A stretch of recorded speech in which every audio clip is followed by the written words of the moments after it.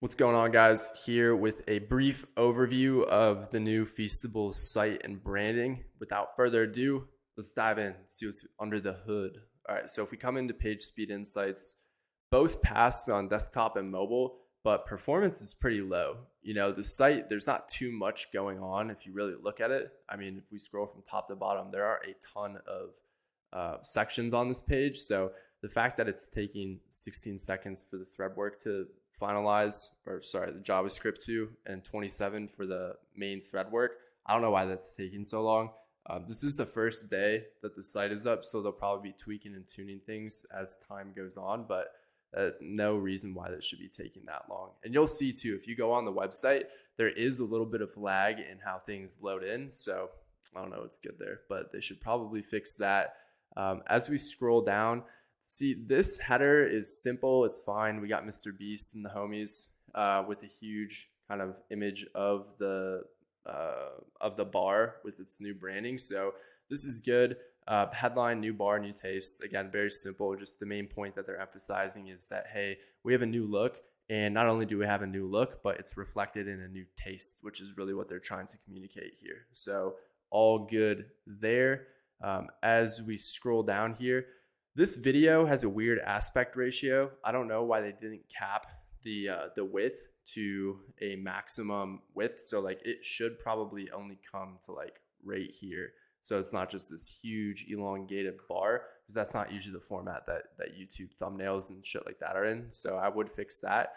Right here is interesting because I would assume this would be like an Instagram feed or something like that, but it is not.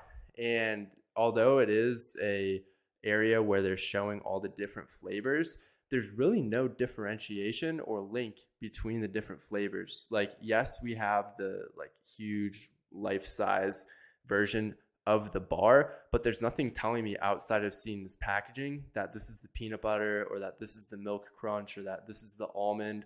Like, for the almond, for example, they should have almonds or something. For the dark chocolate, they should be doing something there to communicate that it is dark chocolate, that it is a different flavor. So not sure what's going on there.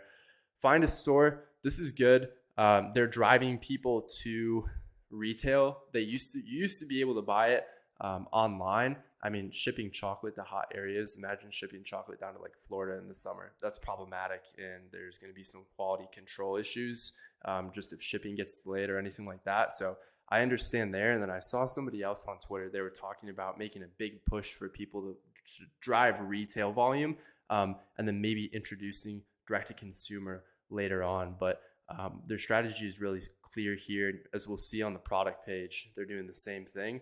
And last but not least, down here in the footer, I like that they have right next to the email sign up a number to text. Most of their viewers are probably going to prefer phone number over email, just with the digital nature of and the age of where his main consumers or viewers are going to be. So I like that they did that.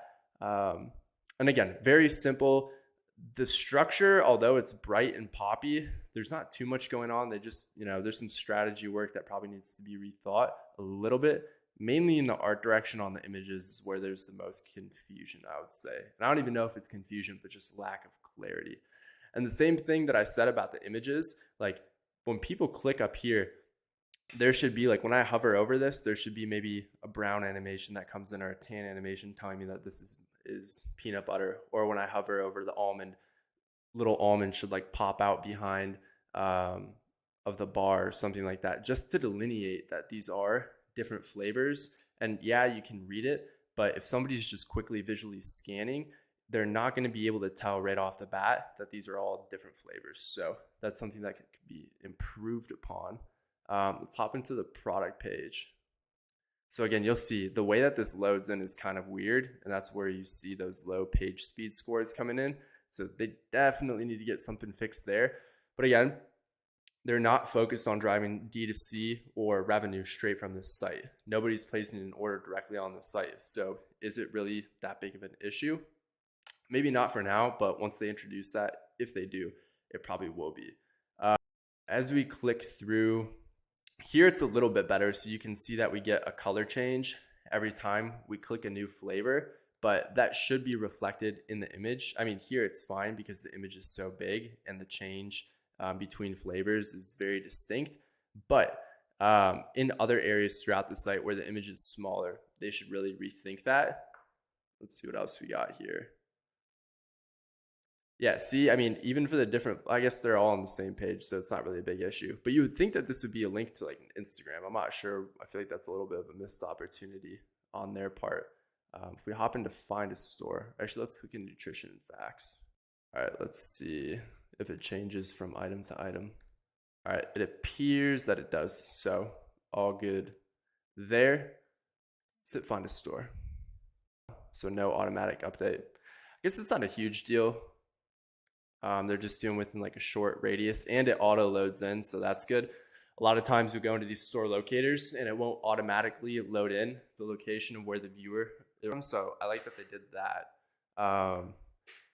That's really all there is to the site. They kept it real. Let's see what their collection page looks like, or shop all. All right, so it's going to come back to here, no collection pages. But then what's the difference if we click here? So there, so 7 flavors there, but then shop all, 7 flavors. So these are going to the same page. I don't know why they have a shop all and a chocolate. Introduce stuff outside of chocolate, and that's why that's there. But I mean, for right now, they only really need one or the other. Like I would have chocolate. They could introduce merch, so that's what it could be a setup for, and they just don't have it up yet. It's one thought. Let's see what the contact page is like. All right. So this isn't even on the site. This is a link to an external page through customer, it looks like. Have to check that out. But Bright, is it in line with their current branding? No, not really, but you know, not a huge issue. Alrighty, so that's everything we have for the site. Let's talk briefly on the rebrand. So if we go into GoPuff, let's wait here. This is their old packaging, if we can bring it up. And there wasn't a lot of tie through in the coloring between, let's make this bigger. So these are very distinct. If you were just walking down, and it's the same brand as this probably. I mean, the layout's similar, so we do have some tie-ins there. But what they did with this new packaging, and I like that they added some 3D or a little bit of texture to the Feastables. Let's see. It does look a lot better. I like it. It's more fun, to be honest. It reminds me of that Dots candy brand that used to be around. I don't know if they're still around, but it is a lot more fun.